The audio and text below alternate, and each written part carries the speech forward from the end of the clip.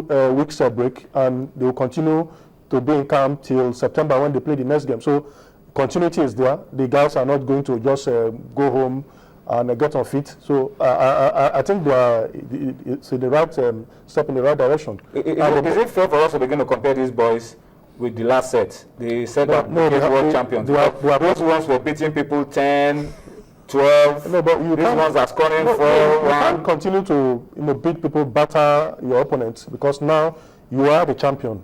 Every team that is going to play you will make special preparation, for the champion. So they are not arrived yet, Tony. They are going to play Gabon, and the way Gabon dispatched their opponent too, in a weightless manner, is an indication that they are not pushover. So I think they have not arrived yet. We should allow, like Amunike said, the team should not be put under pressure. They should be allowed to do their work and progress naturally. And I think that's the right step.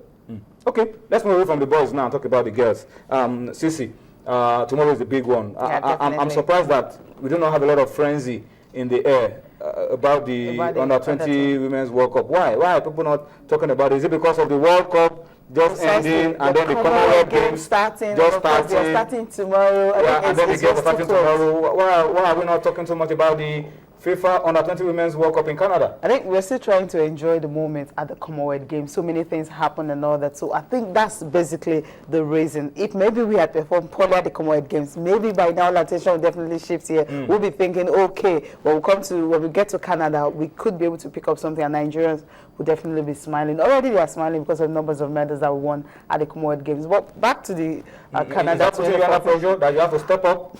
Definitely, that is it, because they actually set the pace already. I mean, what the girls did, and check what happened at the Commonwealth Games, most of the gold medals were won by girls. So that's really huge. And they were all young girls, not really women. Now, looking at the group stage, of course, you have the group games. Nigeria is in Group C. Yeah, you have Group where you have Canada, Ghana, Finland, and Korea DPR, of course, former champions, and you have Finland making their debut. For Ghana, of course, they've not been past the group stage. Canada, their best outing was actually when they hosted at home. That was far back in 2002, and that was also the very first edition. They got to the semi-finals. That have been their best performance so far. In Group B, that's a group of death where you have the 4 of them definitely have the potential to actually win this tournament. Germany, they've won it 2 times.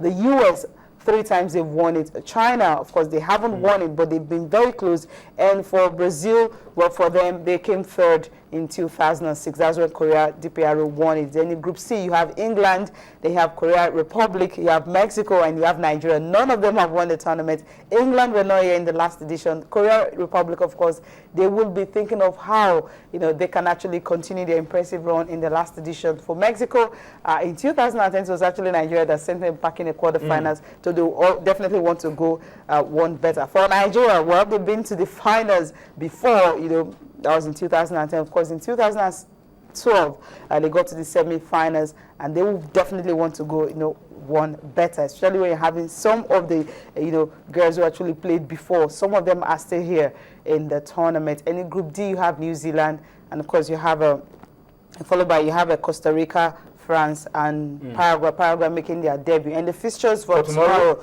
that's a huge one. I'm looking at the game. They host against the Africans? Okay, yeah, the host against the Africans, of course, that's going to be a big tie. But I'm actually looking at the game between Germany and USA. What I'm looking at that game is USA actually defeated Germany in the last edition by a lone goal, and they went on to win the tournament. They are the defending champions.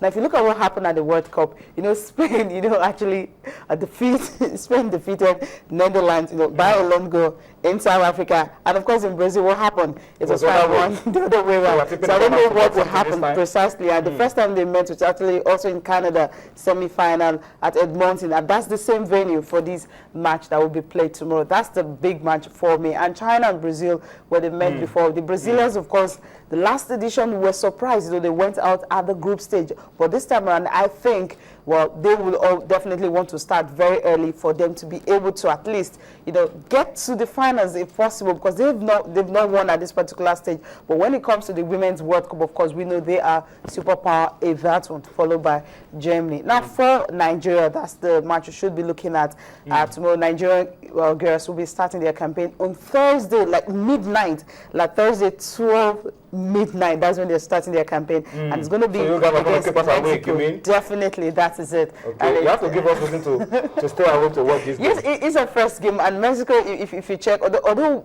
during the qualifiers and of course when they played their CONCACAF game, they scored about 19 goals, conceded just 1. I think that's where I'm looking at. But of course, the girls also, we didn't consider any goal prior to we getting to the finals. And the good thing is we were able to at least get to Canada and see how the girls were able to acclimatize. And just this weekend, they played against under 18 boys. And they won. They won 4-2. And you're having the likes of DK Courtney, who she actually said she's tipping Nigeria to win, scoring 2 goals. So for me, I think that is really a huge one. So also scoring 2 goals. After Mexico, then Korea on Saturday 9 p.m. Next week, Wednesday, we play our last game. Yes, our last game against England. We have to stay up 1 a.m. to watch that one. To watch that one, yeah.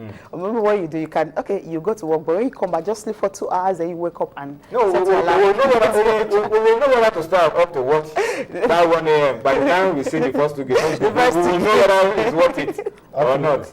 But even the first time we play, by the time we play at 12 midnight, you must know why you are losing sleep. When you lose sleep, you must know why you are losing sleep. But Sisi, for your sake, we hope these girls make us But at this stay up stage, for the they've right always reason. been very, very good. And I just hope and pray that the whole crisis at home would not really affect them. Which the girls have promised that it won't affect them because they're really, fired on to go. What is their... They were supposed to have gone for a training tour earlier. They did not go for it. And you're talking about the girls just leaving home and going to Canada just staying for like a week, less than 2 weeks, and you're starting a tournament. I think that's what I'm looking at. We didn't go on training tour like we normally do. In 2010, when we got to final, was there no crisis?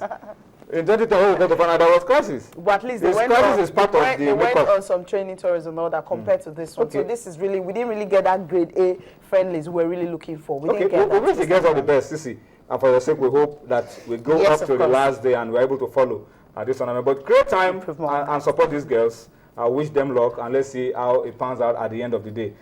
In terms of preparation, well, not enough grade A friendlies, but the NFF have been able to put a few games together, training tours around Nigeria, a training tour across Africa, and all that they could do, I think they did for the girls. So it's left for the girls now to go to Canada. Since most of them have been there before, at this stage before, it shouldn't be too much of a worry. Before we allow you to go, Sisi, let's talk about the league very quickly. Surprise for Wicked Rivers Angels finally run of Rivers Angels has come to an end. Finally ended. I think it's something that they didn't really plan for. But I'm thinking maybe they actually went to Abuja to play the Federation Cup semi-finals and all that. Maybe they were too tired. Of course, that's why they lost that game by 2 goals to 1. And Sunshine Queens, another team that and the same Edo Queens. Is a very happy man now. He's happy because he said before he actually said that after that Federation Cup, he wasn't really happy with their performance. And the team they played against, Edo Queens, they actually defeated them in the quarterfinals of the Federation Cup. And again, just beating Edo Queens, back to back, both at the league level and of course at the Federation Cup level. So it's a huge one for Sunshine Queens, getting that win away from home. And Taraba Queens and Pelican Stars. Pelican Stars could not really, actually capitalize on the loss by Rivers Angels. They settled for a goalless draw against Taraba Queens. And for Confluence Queens and Ibom Angels, it was in favor of the Confluence Queens. And for Bayelsa Queens and Adamawa, that game ended in favor of Bayelsa Queens. So the bottom of 2 teams at the bottom. Definitely. Relegation dogfight. Both of them are still there. Bayelsa Queens, I think, this season has been a very, very horrific one for them. And you have Delta Queens and Nassau Amazons. That game was actually postponed because both of them were actually in action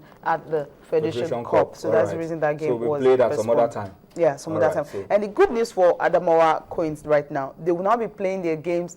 I think I'll get to the center on Wednesday. I'll get to tell you about where they will play their games. Well, it's been decided where they'll be playing their home matches. Now, this is what the top 4 look like in the Nigerian Women Premier League. You have Rivers Angels still topping, and of course, they have so many games to play. Week 18, they play 13 matches so far on 30 points. Pelican Stars, 14 matches they played on 29 points. And if they had won that game, maybe, they'll close the gap a little bit. No, that's not on top. They had won the game, they will have 2 more points. Looking at the goal difference.